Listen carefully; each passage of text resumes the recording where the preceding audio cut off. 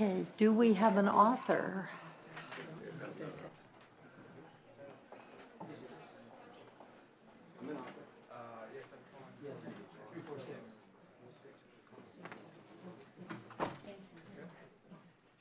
Assemblymember Wilk, your bill is up, AB 346 on vehicle infractions and misdemeanors. Thank you, Madam Chair and members. In the state of California, one must carry a valid driver's license in order to operate a vehicle. In the event that one is pulled over in a traffic stop, he or she must present law enforcement with identification. At that time, it is procedurally important to establish the identity of the driver. Recently, in my district, an incident occurred during a traffic stop regarding a motorcyclist refusing to remove his helmet. This prevented law enforcement from successfully confirming that the photo on the driver's license was indeed the motorcyclist. A license by itself only provides evidence of the licensee's identity. It does not establish that the driver and the licensee are the same person. The act of obstructing one's face from law enforcement is a public safety concern. AB 346 would close this loophole and include that a motorcyclist must provide law enforcement with an unobstructed view of his or her full face for examination along with their license. This legislation will not create a new crime. It will simply provide clarification to existing law. This bill addresses a safety concern and gives law enforcement the necessary tools to successfully uphold the law. And I respectfully ask for your aye vote. And with me today, I have Chris Coulter, who's the immediate past president of the Simi Valley Police Officers Association, to share. Good morning. Thank you. As stated, my name is Chris Coulter. I am a police officer with the city of Simi Valley. I've been a police officer for about 23 years now. And recently there was an incident in which a gentleman was stopped for a traffic violation, was wearing a full-face motorcycle helmet, very similar to one I have available if anybody has any questions on. The helmet concealed his face, leaving only his eyes and the bridge of his nose visible. The gentleman was going to receive a ticket, and as the current provisions of 40302 state, that there is a requirement to positively identify the subject. Current DMV regulations require that when they have the photograph taken of their for their driver's license, that they do display the part of their face that everybody can identify. Yet there's nothing in the vehicle code that absolutely mandates that same visibility of the face. That's all we're really asking for. What happens at this point then is that if the person continues to refuse to display their face, they then become eligible for an arrest on another offense, which is something that hopefully this would avoid. Hopefully this would make it a much more expeditious process in which the subject just reveals their face, they get their citation, and they move on. We don't have to delay them further. There's no need to.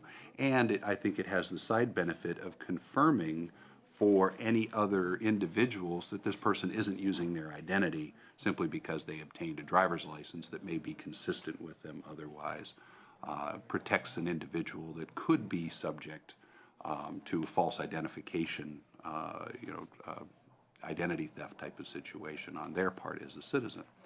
I think it's beneficial for everybody involved, and I would appreciate an aye vote on something like this as well. Thank you. Yes, good morning, Madam Chair, members. Ryan Sherman on behalf of Los Angeles County Professional Peace Officers, Long Beach Police Officers Association, Sacramento, and Fraternal Order of Police. We're all in support of this. We think it's a good public safety measure, and we'd urge an aye vote. Thank you. Thank you. Madam Chair and members, Matt Seiberling on behalf of the Association for Los Angeles Deputy Sheriffs, the Los Angeles Police Protective League, and the Riverside Sheriffs Association, all in support. Thank you. Thank you. Madam Chair, members, Sean Rundle with the California Peace Officers Association, also in support for the reasons stated. Thank you. Others in support? Speakers in opposition to the bill? Seeing and hearing none, I do have a question. Yes, ma'am. On the face of this, I understand exactly what you're asking for, and I think it's common sense. You want people to be identified for who they really are, and I can see that wearing a full-face helmet, a hoodie under some circumstances, or a hat pulled low makes that not happen. The wording of full face unobstructed. There are some issues I think were raised in the analysis about this. And, you know, I hate to have to raise this. Because harassment or the possibility of harassment from any member of law enforcement should never be an issue. But unfortunately, it's an issue all over the country now. Yes, ma'am. So why didn't you use language like remove headgear? Or, in other words, you know, I think, is there ever a situation in which someone didn't show an unobstructed enough, full face enough view, and you could end up in a situation that none of us contemplate right now? Well, for clarity, the goal of this is 40302 is kind of a post-detention regulation, meaning that a person has already been stopped. They're in the process of being, for lack of a better term, processed away from the contact. This isn't something that is used to precipitate the contact. It is a person has been speeding, a person may have been driving the wrong way on the road, which could be a misdemeanor offense, or something similar to that.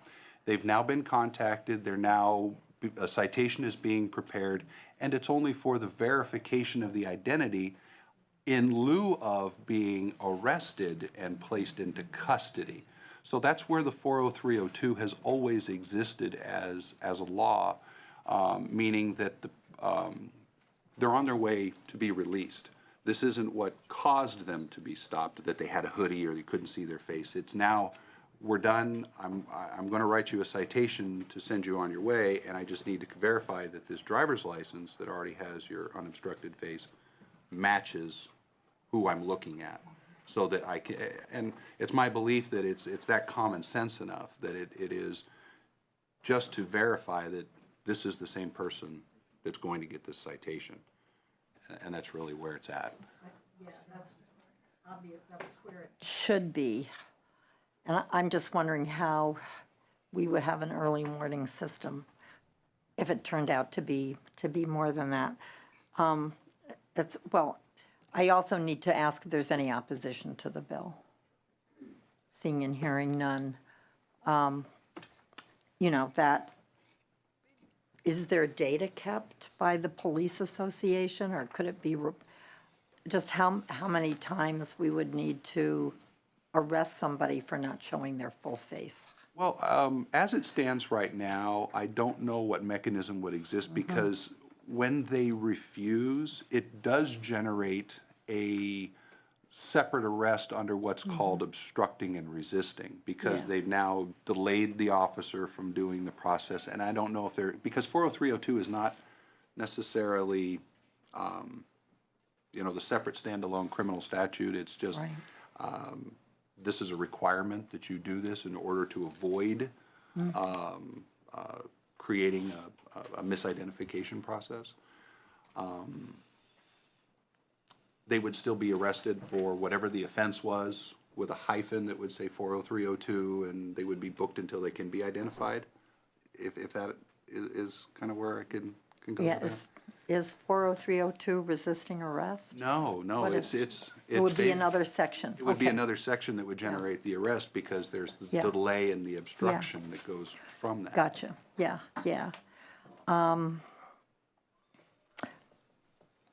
Yeah, I mean, I think it's a common sense requirement to have, again, when you're in the middle of a national debate about resisting arrest and stopping people and then it leading to other things.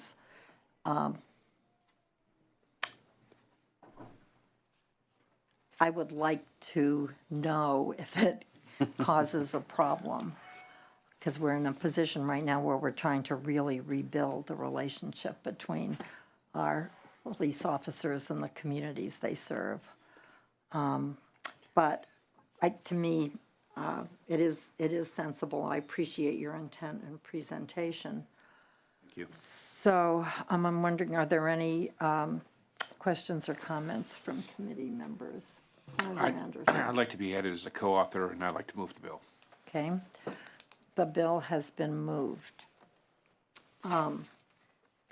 This is a non-fiscal bill, so it would go straight to the floor. And I am going to support the bill today, but I really will be watching to see if we end up with issues around how it's used or how often it's used. Thank you, ma'am. Yeah. Please call the roll. Hancock. Aye. Hancock, aye. Anderson. Aye. Anderson, aye. Glazer. Leno. Aye. Leno, aye. Lou. Lou, aye. Monning. Stone. Okay, you have enough votes to pass the bill. Thank you, Madam Chair and And I'll hold the roll members. open for the absent members. Thank you, ma'am. Thank you. Senator Levine. Assemblyman Levine. You have two bills. Welcome to the committee. Thank you, Madam Chair. I will begin with AB 293.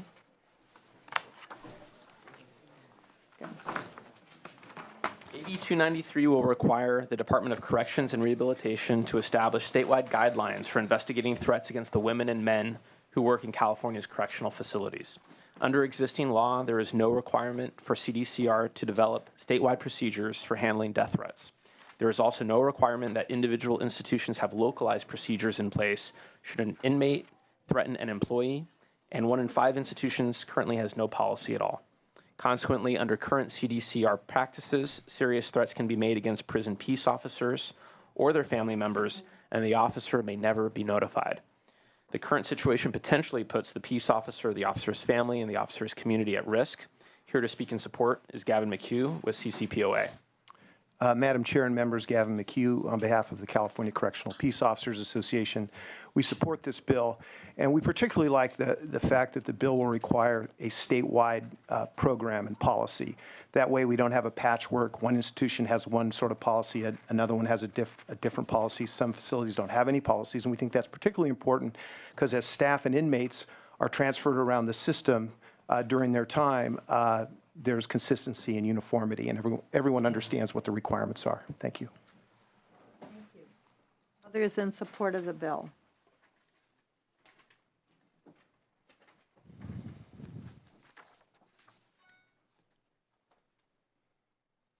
Seeing and hearing none. Is there any opposition to the bill? Seeing and hearing none, is there a motion on the bill? I think statewide policies would be good. Senator Leno.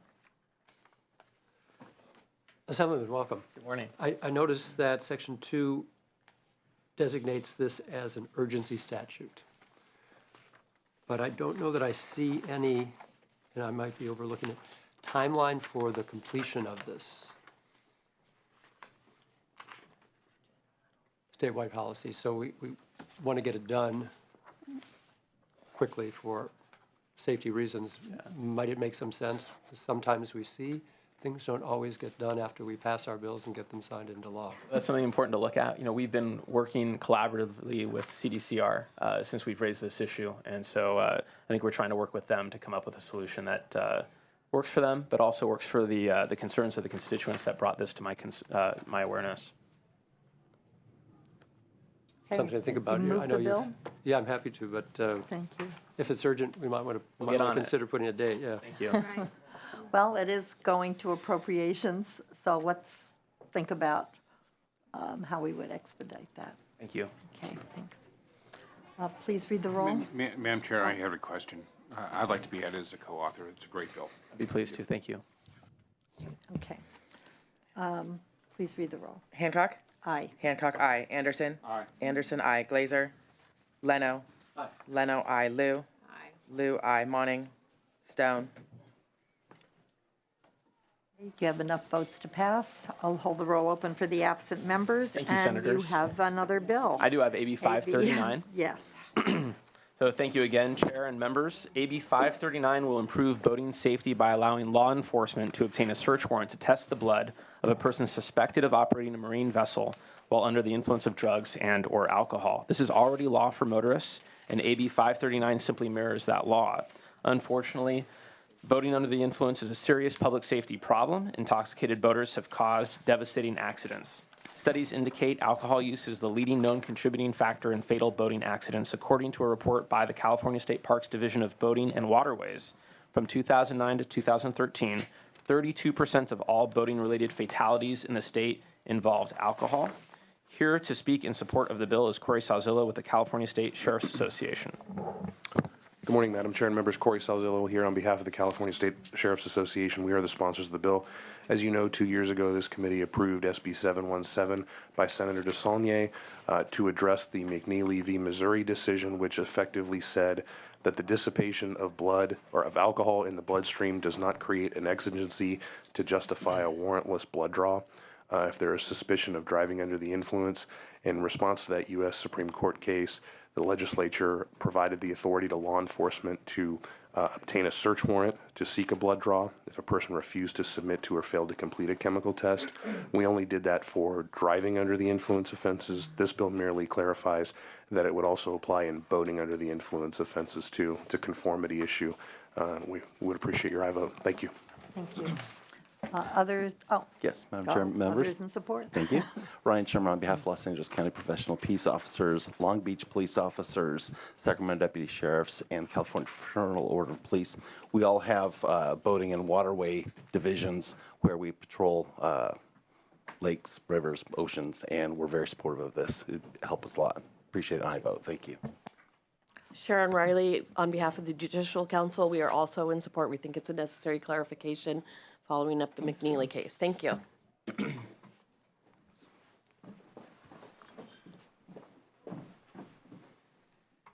Good morning. Christine Ward, Crime Victims Action Alliance and Citizens for Law and Order, also in support of this bill. Thank you. Thank you.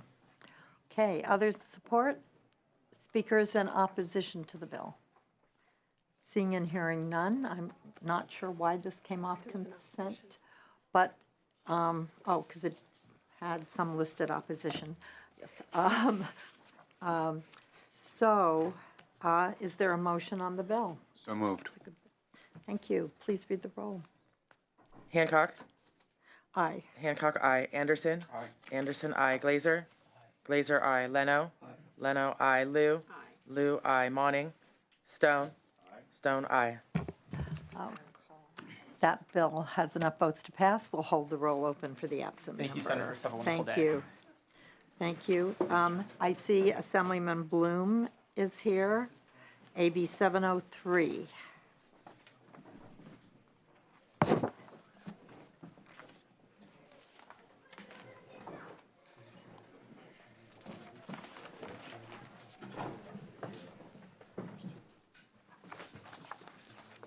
Thank you. Good morning, Madam Chair and committee members. Today I'm presenting Assembly Bill 703, which sets forth the basic duties of Juvenile Delinquency Defense Counsel with respect to representing the expressed interests of the client, confidentiality, investigation of the case, use of experts, and maintenance of an ongoing relationship with the client. But most importantly, it also requires the Judicial Council by July 1, 2016, to establish minimum hours of training and education necessary to be appointed as counsel in delinquency proceedings, with provisions for exemption of experienced attorneys.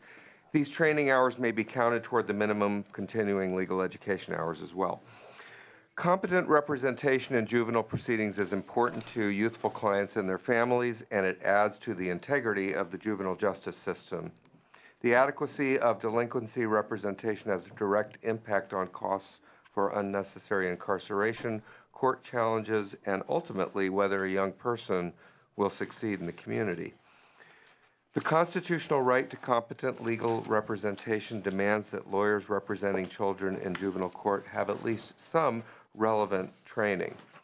General experience in criminal law is surely helpful, but it is no substitute for delinquency-specific training on juvenile law and procedure, relevant case law, timelines, ethical duties, special juvenile legal standards for confessions and competency, and other issues, and also what works well in rehabilitating young people. Competent counsel will be knowledgeable about adolescent development and how to work with young clients. Brain science and adolescent development research have confirmed that teenage behavior must be viewed in light of a person's level of maturity, and that interventions must be designed to match his or her development stage. I would like to introduce my bill sponsors, Roger Chan from the East Bay Children's Law Office and Sue Burrell of the Youth Law Center, to provide you with more information about AB 703. Good morning. Good morning, Chairperson Hancock and members of the committee. My name is Sue Burrell, and I'm a staff attorney at the Youth Law Center in San Francisco. And before I begin, I want to take a moment to thank Senator Liu for for her leadership in originally bringing the issues involved in this bill to light. So just to put things into context, this book is the book that juvenile defense lawyers use to go about their daily work.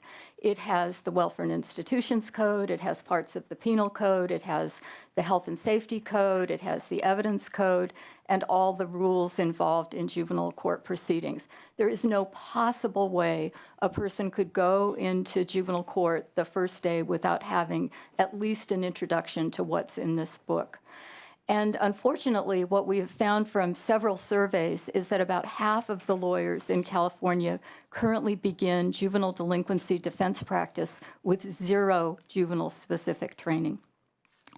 So we're trying to bring up the bottom a little bit with this bill. We know that lawyers want training. All the people involved with this bill who are in support of the legislation are in favor of our developing an entry-level training for lawyers. And the other thing about this is that we all hear on a daily basis about racial disparities in the juvenile justice system. And in California, 85% of the children who receive an appointed lawyer are youth of color. So by doing what this bill would do, which is assure that lawyers, every single lawyer who represents a child in juvenile court, understands their ethical duties, understands the relevant case law, statutes, and court rules, we would go a long way toward working on racial disparities in our system. The costs, as Assemblymember Bloom said, are very great if we have untrained lawyers. It results in wrongful conviction, over-incarceration, and most importantly, a missed opportunity to give kids what they need to move successfully forward in their lives. This bill takes a very modest and sensible approach to these issues by asking only that when lawyers do their required continuing legal education credits to comply with state bar rules, that they devote some of those hours to juvenile delinquency specific issues if they're going to represent children in juvenile court. There's no downside to this bill. We urge an aye vote. Thank you. Good morning, Madam Chairman and honorable members. My name is Roger Chan. I am the Executive Director of East Bay Children's Law Offices in Alameda County, and my office is court appointed to represent more than 2,000 children and youth in juvenile delinquency and dependency cases every year. I have personally represented youth for more than 16 years. It is a privilege to testify before this committee again, and I thank you for your interest in the issue a couple years ago. AB 703 will protect the constitutional rights of youth in juvenile court by ensuring that they are provided with qualified, well-trained, competent attorneys. Just as you wouldn't send your child to a pediatrician who didn't have prior training and let that doctor work on your child learning as he goes, we should take care to ensure that children in juvenile court are provided with lawyers who are qualified and well-trained. This is particularly true because there are certain rules and procedures that the defense attorney must know when she first walks into juvenile court. These are rules that cannot be learned on the fly, and these are rules that cannot be gone back to if missed. They include a 48-hour rule for the filing of the petition, a 72-hour rule for detention, a process to challenge prima facie evidence, and opportunities for early pretrial diversion out of the formal juvenile court process. Missing any of these issues results in unnecessary or excessive incarceration of youth. There are also issues that a defense attorney must know before he or she first meets with their young client. The defense attorney must be familiar with adolescent development so that they can explain the case and the client's rights in a way that the young person can understand. The defense attorney must also know to ask questions specific to juvenile defense, including knowing the hallmarks of adolescence, such as susceptibility to peer pressure. Missing these issues can result in wrongful conviction. These are the levels of competence that every child in California should expect from their attorney. And as previously noted, and as you all are aware, youth in juvenile court are disproportionately youth of color living in poverty. Just as for any other child, they should have the same expectation and confidence that their lawyer is competent and well-trained. In 2008, the Administrative Office of the Courts published a report that concluded having experienced and well-trained attorneys is critical to the fair processing of delinquency cases. AB 703 is long overdue, and I urge an aye vote. Thank you. Thank you. Others in support of the bill? Madam Chair, Senators, Alan Hertzfeld on behalf of the Judicial Council in support. Thank you. That was, you can just do me toos at this point. Good morning. Glenn Backus for Ella Baker Center for Human Rights in support. Madam Chair, members, Khalif Osagai on behalf of the California Public Defenders Association, as well as Children's Defense Fund California in support. Greg DeGier with the ARC and United Cerebral Palsy California Collaboration in support. Bill Duplessis for M&R Coalition of Nonprofits in support of the bill. Thank you. Good morning, Micah Doctoroff on behalf of the ACLU of California in support. Thank you. Others in support? Are there speakers in opposition to the bill? Seeing and hearing none. Are there comments or questions from members of the committee? I just want to thank the author for bringing this bill before us again, and let us hope that the third time's the charm. But I think we have several other senators with comments. I think the chair just said what I was going to say. Thank you. Good luck. And I'll be in support of the bill, and I'll move the bill. Thank you. The bill's been moved. I would actually appreciate being added as a co-author as the bill moves forward. Thank you. We are really trying to focus on this population and how we make sure we have the best results possible. Senator Leno? Thank you, Madam Chair. I couldn't express my reasons for supporting the bill any better than Ms. Burrell or Mr. Chan. Thank you for your articulation, and would like to join the chair as a co-author. And thanks Senator Liu for her early leadership on this. Senator Anderson? Hi, when I was going through it, why isn't the bar doing this on its own? Doesn't it have the authority to do this? It could do it, but it just hasn't, it just isn't how it's worked out in California. And the legislature delegates to the state bar the specific authority for the state bar to do what the legislature wants it to do. And it just isn't, although the state bar regulates admission to the bar and the fact that you have to have a certain amount of continuing legal education, it really hasn't delved into this specific aspect of it. But the Judicial Council has. As a result of legislation more than a decade ago, we already have training requirements for dependency system lawyers. And so this would bring the delinquency side into conformity with what we already have for dependency. So we're very happy to have the Judicial Council's support for this. Thank you. Okay. And Madam Chair, I'd also like to be added as a co-author. Thank you. Okay, thank you. We really, let's hope that, please read the roll. Hancock? Aye. Hancock, aye. Anderson? Glazer? Glazer, aye. Leno? Aye. Leno, aye. Liu? Aye. Liu, aye. Monning? Aye. Monning, aye. Stone? Okay. Anderson, no. Okay, that bill is out. We have, thank you very much. And we have one final bill, AB 730, item number 12 by Senator Quirk.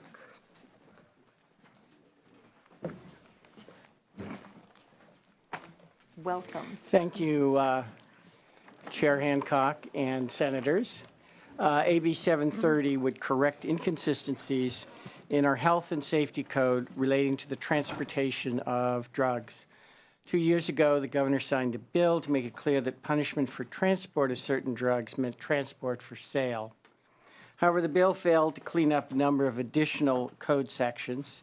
AB 730 adds the same clarifying language as the 2013 Bradford bill to make 3 additional code sections consistent with the will of the legislature. Here to testify with me today are the sponsors of the bill, Ignacio Hernandez for the California Attorneys for Criminal Justice and Larry Doyle for the Conference of California Bar Associates. Thank you. Thank you, Madam Chair. Members, Ignacio Hernandez on behalf of CACJ. We are the co-sponsor of this bill, and we also sponsored the previous bill, AB 721. The objective of the bill is to clarify something that has been a problem for a number of years, and that is we have individuals who are in possession of drugs for personal use, and we have a very clear approach in statute that has actually been strengthened in the last few years to ensure that those individuals are pushed into treatment and handled a certain way by our judicial system. Unfortunately, we have a statute that there's been much debate over how a word is interpreted, and because of the strict definition and strict interpretation of the word transport that our courts have been forced and saddled with, it has resulted in a number of individuals across the state being prosecuted for a very strong felony as if they were part of a drug enterprise. So they're being prosecuted as drug mules, even though they're simply in possession for personal use. And the only difference being between someone who's charged with personal use and transportation is that they are moving in any form, walking, on a bike. We had a case where someone took a taxi cab home. Because they were in possession of drugs for personal use, they were prosecuted as if they were drug traffickers. The prior bill addressed a number of statutes in the Health and Safety Code. This bill clarifies the balance of the statutes that we didn't fix, and I can tell you it is a problem. We received a call after the governor signed the prior bill with someone who was looking at a very long state prison sentence because they claimed that because he had a prior felony offense, a new felony drug trafficking prosecution was triggering a very long felony sentence.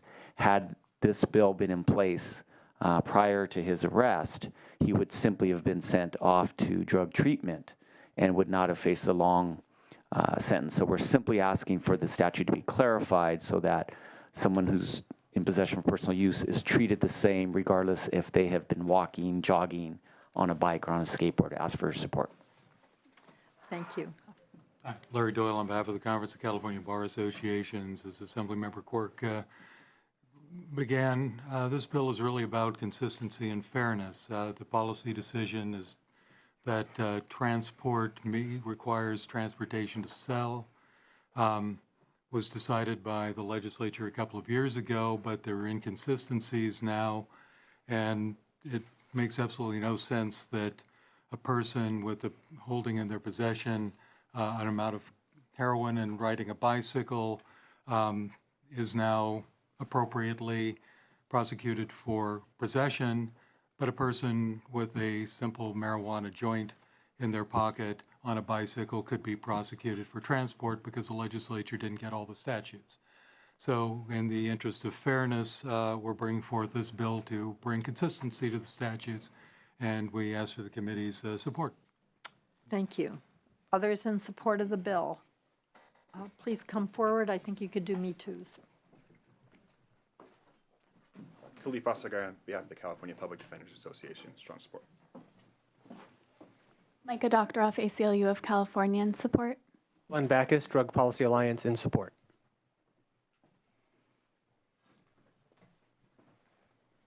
Dion Wilson for Californians for Safety and Justice, in support. Thank you. Are there speakers in opposition to the bill? Seeing and hearing none. Seems like consistency to me. Senator Leno. Thank you, Madam Chair. It certainly is consistent and will assure some equity. And given the passage of Prop 47, I think this takes on even greater importance. So I move the bill. Thank you. The bill has been moved. Any other comments or questions? Seeing and hearing none, please read the roll. Hancock. Aye. Hancock, aye. Anderson. No. Anderson, no. Glazer.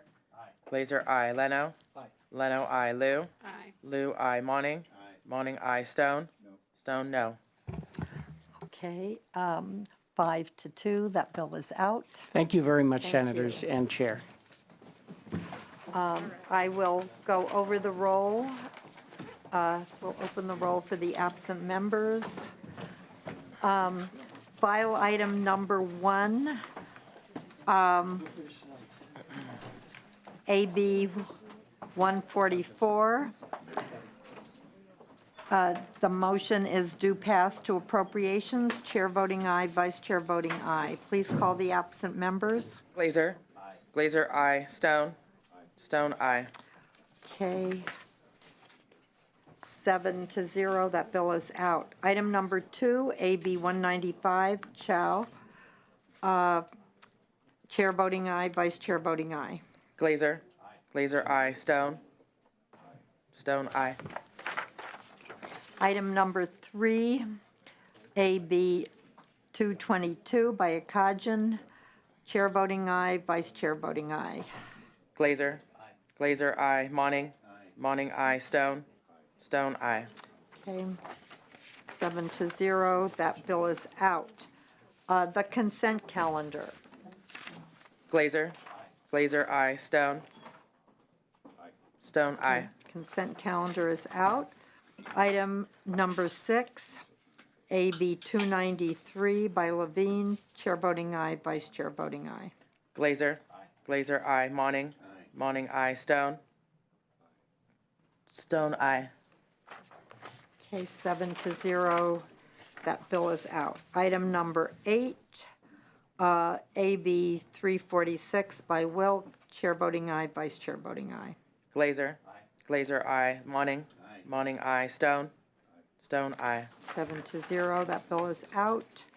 Item number 9, AB 539 by Levine. Chair voting aye, Vice Chair voting aye. Monning. Aye. Monning, aye. 7-0, that bill is out. That's it. Item number 11, That's it. we voted on that, 5-1.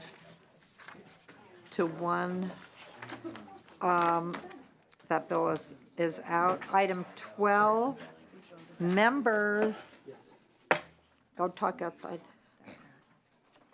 Also passed with everyone voting, and that is it. And the committee meeting is adjourned.